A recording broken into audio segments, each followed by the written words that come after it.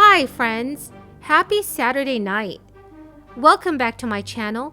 Here's your status of the fourth round of stimulus payments, as well as a daily news update. Remember, I do post multiple times a day to keep you all up to date on the latest stimulus news and information. Make sure that you are subscribed to my channel and watch until the end of this video to learn how to enter next Friday's Walmart gift card giveaway. The White House signaled Democrats are much closer to securing a deal on legislation that would enact the administration's social safety net agenda after President Biden met with House Speaker Nancy Pelosi and Senate Majority Leader Chuck Schumer earlier today. White House Press Secretary Jen Psaki stated during a press briefing, "We are getting closer. We are into the nitty-gritty details.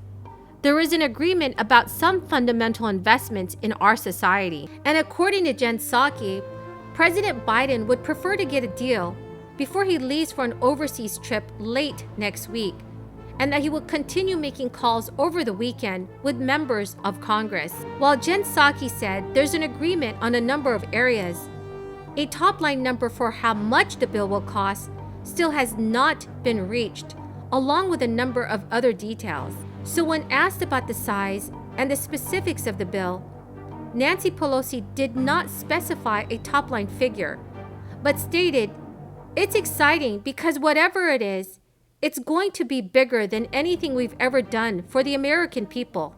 In anticipation of a potential deal, House Majority Whip Steny Hoyer informed lawmakers that Democratic leaders aim to hold votes next week on both the safety net legislation and the Senate passed $550 billion infrastructure package. Hoyer said the goal is to get the two measures passed before their next recess, which is slated for November 8th.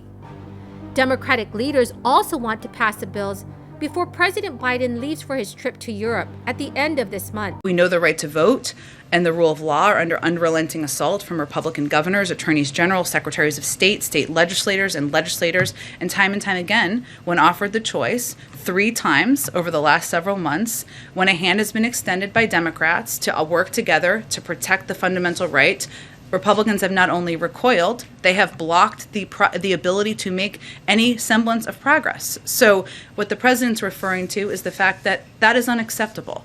The protection of the fundamental right to vote is something that has been bipartisan in the past. He spoke back in March about his concerns or how he would view it if the Republicans continue to be obstructionist around it, and we've seen that time and time again. So he will discuss what that looks like, because not getting voting rights done is not an option. So does that frustration explain his evolution of thinking on the filibuster? In July, he said eliminating it would throw Congress into chaos and nothing would get done. Well, I would also note that back in March, he noted that if there was obstruction, that it was something that we would have to take a look at. So, look, I think many of you have covered the president for some time, and you know that his view is that we should pursue ways to work in a bipartisan manner, that we should pursue paths forward that can get things done for the American people. When he helped lead the effort to authorize the voting rights bill back when he was a senator, that was done in a bipartisan way. And he is frustrated, he is disappointed, he is sad that this is not something that Republicans seem willing to engage on, to work on. And I think what you saw reflected last night is his view that in light of the tax on our democracy, what we've seen across the country in states and by state legislators, that it is time to have a conversation about what this looks like moving forward. Go ahead. The president confirmed at the CNN event that he has not been able to get 12 weeks of paid family leave included in the bill because of opposition from a few moderates in his party. Another component, universal preschool, is also expected to be included in the measure, as well as a 1-year extension of the child tax credit. President Biden said on Thursday that he would not support adding a work requirement for the tax credit because all eligible recipients are working anyways. Under the bill, parents would not have to pay more than 7% of their annual income on child care as a result of funding for child care centers. The White House has said this would apply to low and middle income families who have children under the age of 5 years old. So friends, what are your current thoughts on the changes to the bill? Do you think more relief provisions should be included into the bill? Please leave your thoughts in the comment section below. Thank you so much, friends. In regards to taxes, President Biden acknowledged that Senator Kyrsten Sinema does not want to raise a single penny in taxes on the corporate side and on the wealthy, a cornerstone of the president's Build Back Better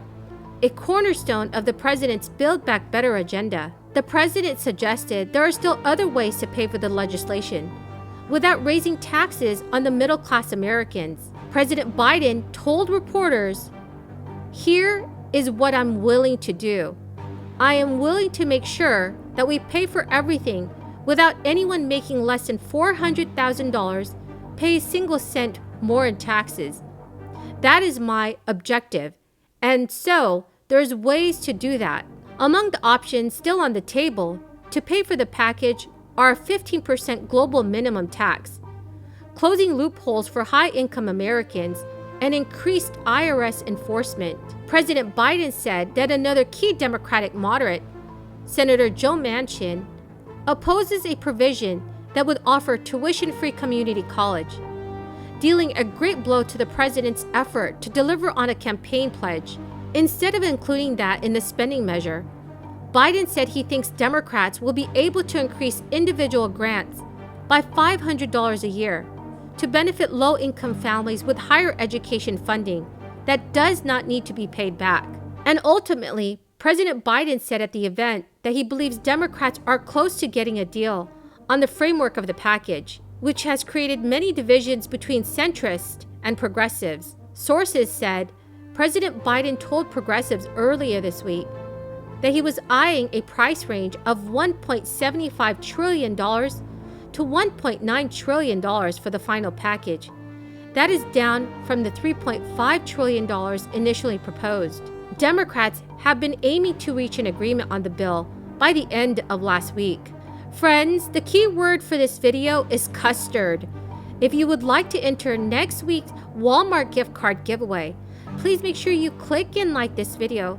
Make sure that you are subscribed to my channel, and also don't forget to comment below the keyword. Thank you so much, friends. Nancy Pelosi on Friday remained very optimistic about the prospects for action, but without committing to a timeline. Friends, thank you so much for joining me here this Saturday night. I greatly appreciate all of you being here with me today. The two winners of this week's Walmart gift card giveaway is Lois Moore and Daryl Leipold. Congratulations to both of you. Remember, if you would like to enter next Friday's Walmart gift card giveaway, please comment below the keyword from this video and like this video, and also don't forget to subscribe to my channel. Thank you so much, friends, and have a very, very blessed weekend.